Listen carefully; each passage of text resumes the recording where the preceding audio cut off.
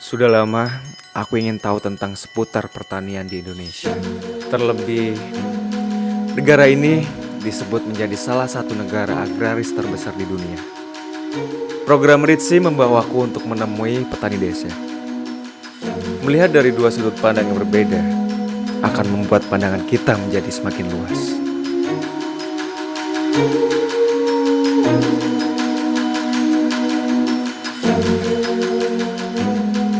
Nama saya Sibon Tomasui. Jadi kelompok saya ini Oret Labora. Anggota saya itu 25. Saya merasa bahwa ternyata ada lahan di sini bisa menanam cabai, walaupun tanah ini tanah kering.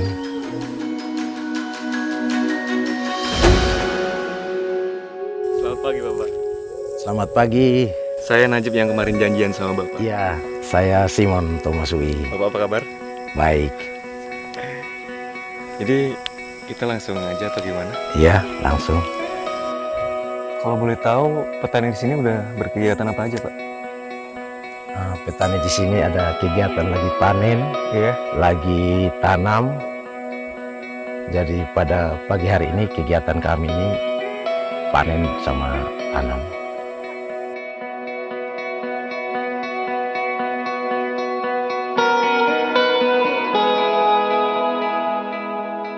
Kira-kira berapa luas nih lahan yang ditanamin cabai, Pak, di sini? Kalau luas lahan 1 hektar, 1 hektar. hektar. Dan kira-kira pendapatannya Kalau- panen berapa kali, Pak, di sini? Kalau panen cabai, kalau 1 hektar itu, 1 kali panen itu bisa 500 kilo. 1 kali panen 500 kilo. 500 kilo itu per minggu. Per minggu itu panen. Nanti panen sampai 8 bulan, sampai 9 bulan, dan bahkan juga bisa kalau tanah seperti ini bisa cocok sampai 1 tahun lebih.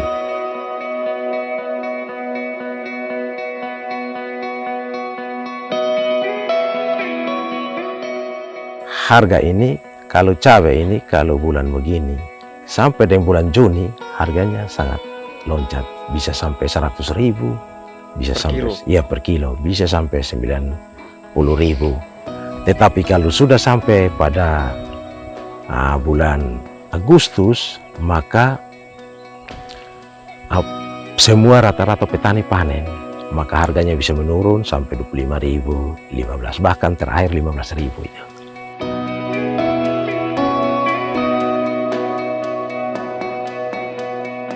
Ini berapa lama kira-kira nanam ini, Pak? Ini sudah 5 bulan. 5 bulan dan hasilnya seperti ini. Iya, iya.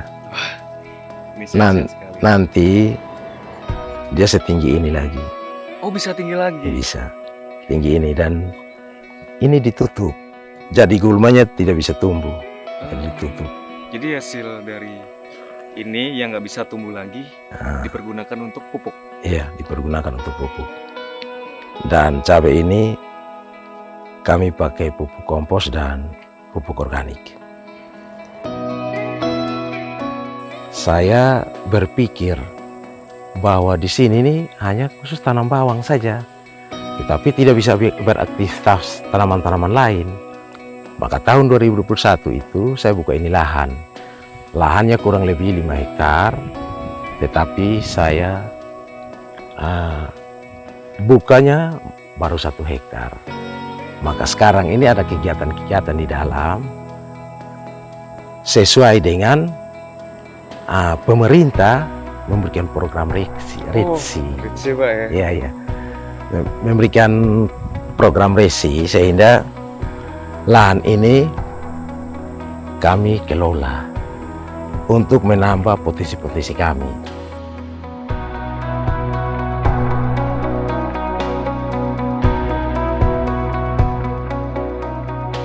Kegiatan RITSI itu mencakup apa aja, Pak? Kegiatan RITSI itu, kalau saya mendapatkan bantuan berupa saprodi dan pupuk. Kemudian ada kegiatan sekolah lapang. Sekolah lapang. Ya, kegiatannya masih sementara berjalan. Di dalam pemikiran saya Iya. bahwa khususnya horti, bagaimana sehingga kami bisa meningkatkan produksi horti di daerah kami atau di desa kami, dusun kami. Maka berpikirlah saya untuk membuka lahan ini.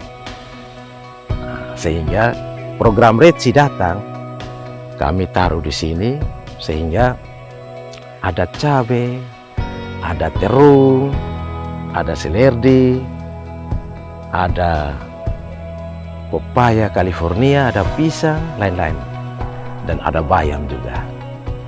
Sehingga dari situ bisa menambah penghasilan kami sebagai seorang petani untuk mencukupi kehidupan dan keluarga kami. Kita telah mendengar cerita dari Pak Simon. Beliau sangat merasakan manfaat dari program Retsi. Program ini dapat dirasakan langsung oleh para petani di sana. Aku melihat bukti nyata bahwa mereka telah merasakan manfaatnya. Senang rasanya melihat para petani semakin bisa produktif. Hari semakin sore, langit Kupang memberikan salam perpisahan yang indah.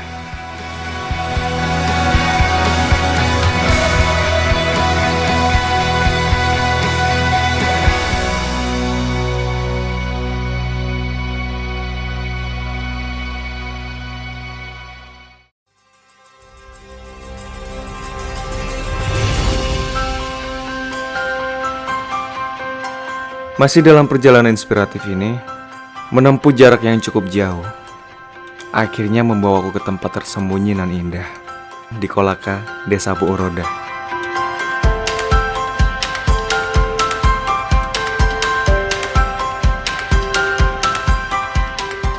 Nama saya Indah Susanti, saya Ketua Kelompok Wanita Tani Melati, Desa Buoroda. Dari Retsi ini, kami menanam apapun di pekarangan kami supaya kami dapat menambah ekonomi di keluarga kami seperti apa yang kami tanaman di halaman-halaman rumah kami ini. Dari lombok, sayuran, sampai obat-obatan di depan rumah kami.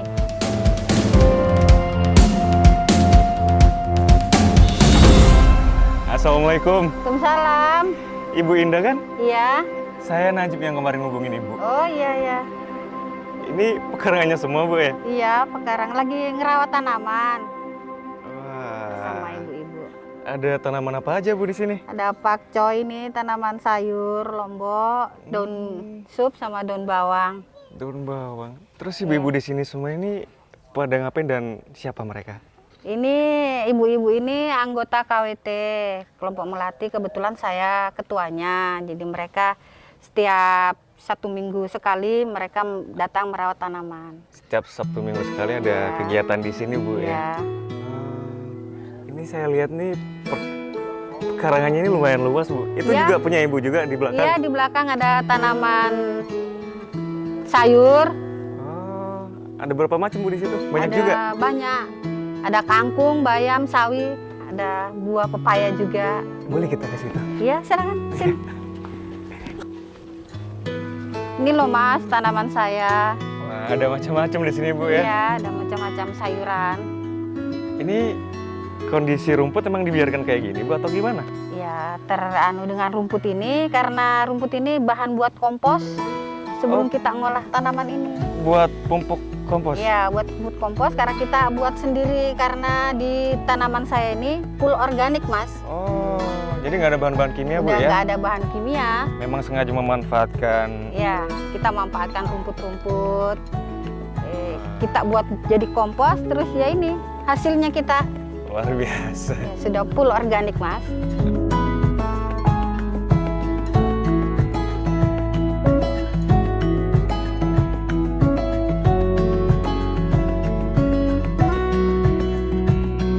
Oh ya, Bu, kalau boleh tahu, anggota dari KWT sendiri ada berapa orang?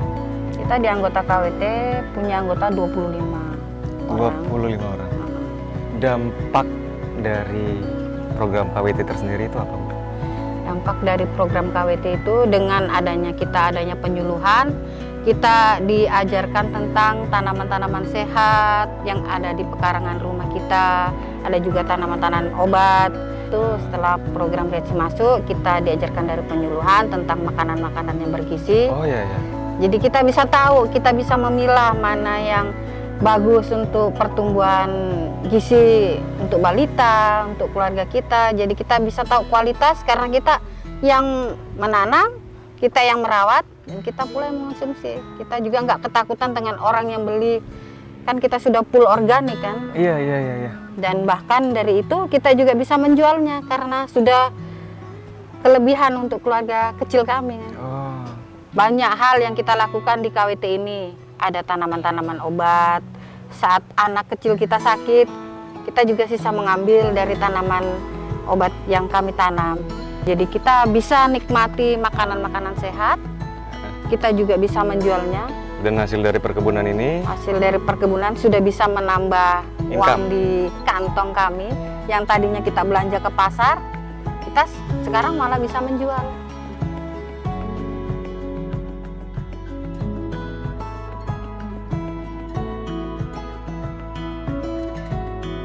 Dan apa yang didapat dari program Retsi, Bu? Jadi kita sangat bersyukur adanya Retsi, kita bisa berkembang dan kita bisa tahu mana gizi yang baik untuk anak-anak kami. Kadang itu anak-anak tidak ditahu tiba-tiba tengah malam. Jadi kita punya apotek di depan rumah kami, di pekarangan kami dengan cukup mengambil obat penurun panas. Jadi kita sudah ada penyuluhan tentang saat anak-anak demam. Jadi nggak harus langsung sedikit-sedikit ke dokter. Iya. Dikit-dikit minum obat. Udah kita dengan apotek hidup di depan rumah kan sudah lengkap lah.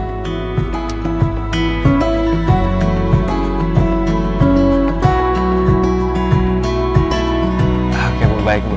Terima kasih banyak buat waktunya dan informasinya. Dan terima kasih juga buat ilmu yang saya serap hari ini. Ya. Saya banyak-banyak mendapatkan banyak wawasan lah, Bu. Oke. Dan kalau gitu saya pamit dulu, Bu, ya. Oh ya. Mari. Terima kasih banyak. Semoga Iya. Ibu sehat selalu ya. Assalamualaikum. Waalaikumsalam. Sehat menjadi impian semua orang. Namun tidak semua orang dapat merasakan gizi yang cukup. Program Retsi memiliki misi untuk meningkatkan gizi di desa ini. Sehingga manfaat dari apa yang mereka tanam dapat dirasakan sendiri dan keluarganya. Aku sangat senang bisa melihat perkembangan gizi di desa Puroda ini. Kalau kata pepatah, di dalam tubuh yang sehat terdapat jiwa yang kuat. Dan gizi yang baik menjadi faktor penting untuk kesehatan setiap orang.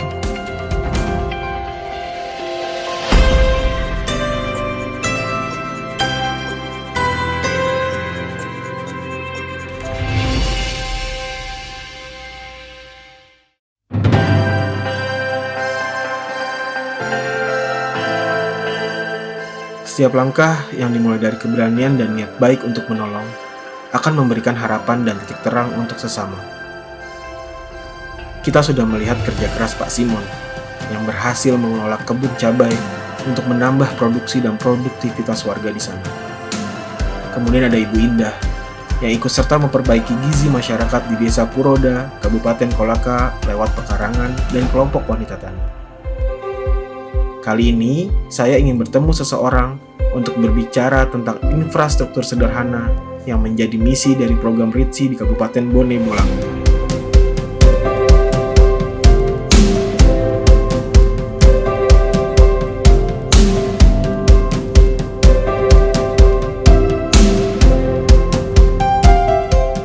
Halo, kabar Pak Ya, Hiswar. Pio-Pioho, kabar baik.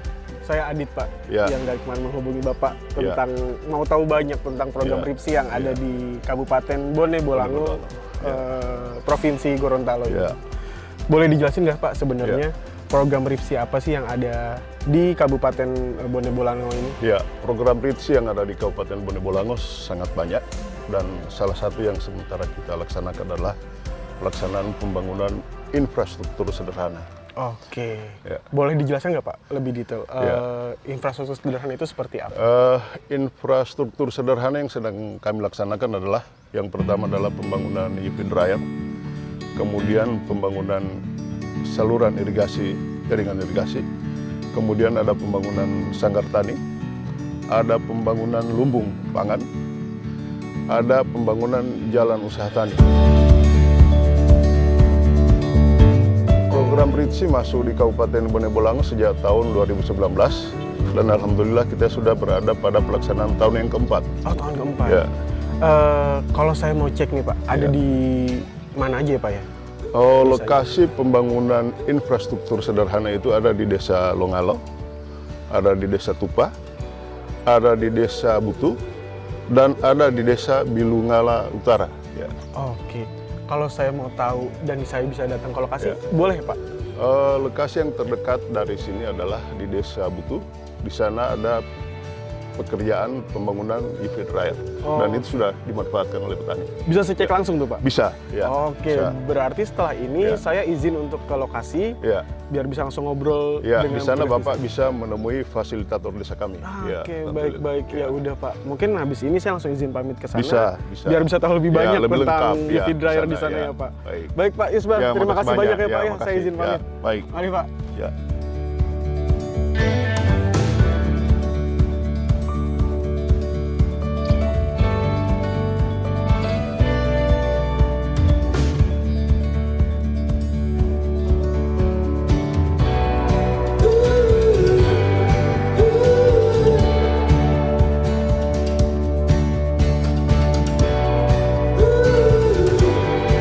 Jauh ya?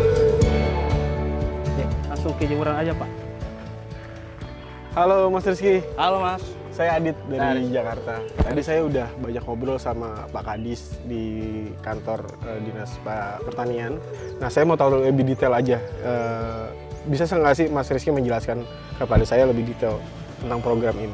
Ya, terkait program RISI yang ada di Bone Bolango khususnya, salah satu dampak dari program itu adanya pembangunan infrastruktur sederhana.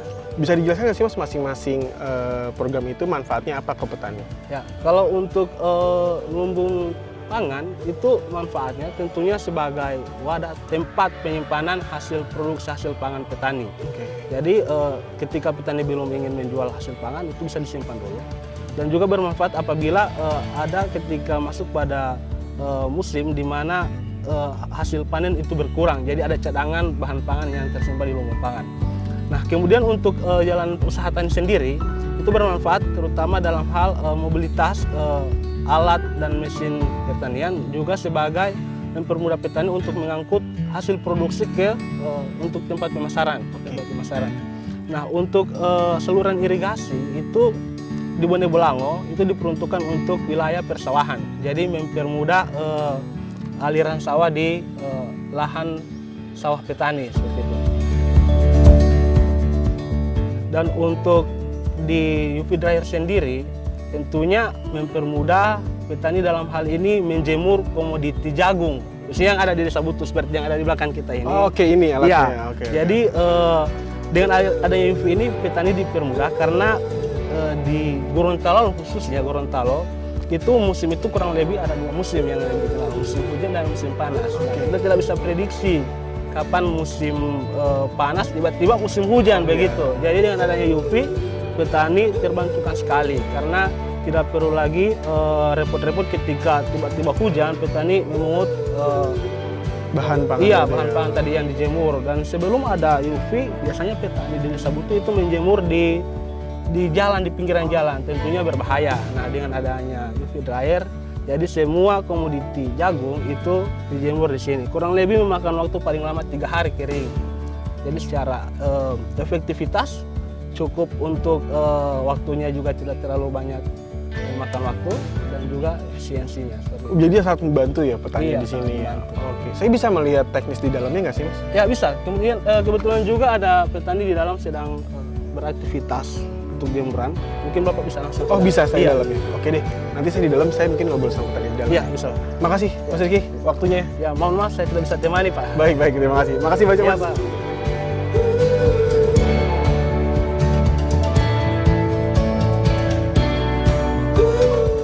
Assalamualaikum. Waalaikumsalam. Wah, halo habari Pak. Baik, Pak. sepertinya sedang sibuk ya di sini. Ya, sementara ada menjemur. Oke, tadi saya tuh sudah ngobrol banyak dengan Mas Rizky FD di sini. Saya mau nanya banyak tentang program RIPSI yang ada di Kabupaten Bone Bolango ini. Sebenarnya dari program RIPSI ini yang Bapak rasakan manfaatnya itu apa sih, Pak? Ya, alhamdulillah dengan adanya bangunan UV dryer ini, kami para petani yang ada di Desa Butuh merasa terbantu karena proses penjemuran hasil jagung itu hanya memakan waktu 1-2 hari. Sedangkan sebelum adanya UV dryer ini, untuk menjemur hasil panen itu memakan waktu 4-5 hari. Oke, berarti lebih efisien ya Pak secara waktu ya? Iya.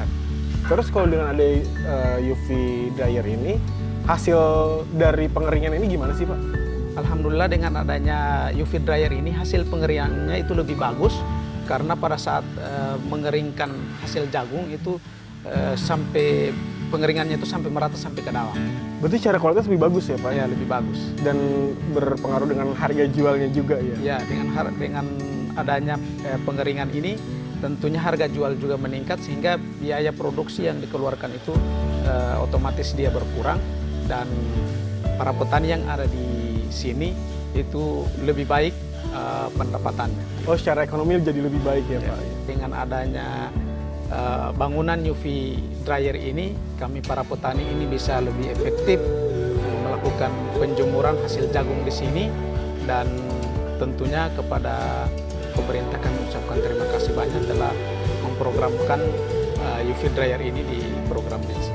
Oke Pak. Pak, terima kasih banyak atas waktunya nih. Saya ganggu pekerjaan Bapak. Terima kasih banyak. Saya langsung pamit keluar ya Pak ya. Ya. Terima kasih Pak Jafar. Ya.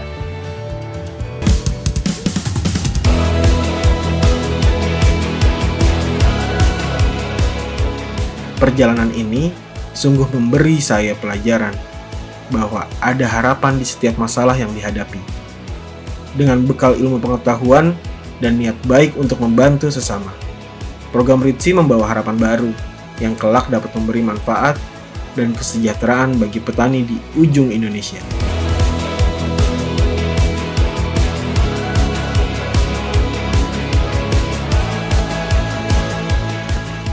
RIPSI bertujuan untuk memberdayakan para petani, baik secara individu maupun kelompok.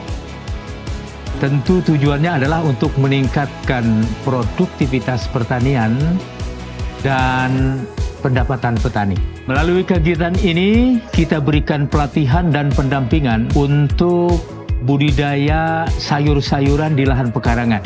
Di saat yang sama, kita berikan pelatihan bagaimana mengelola keuangan, mulai dari modal sampai dengan keuntungan, bahkan tabungan untuk men-scaling up kegiatan berikutnya.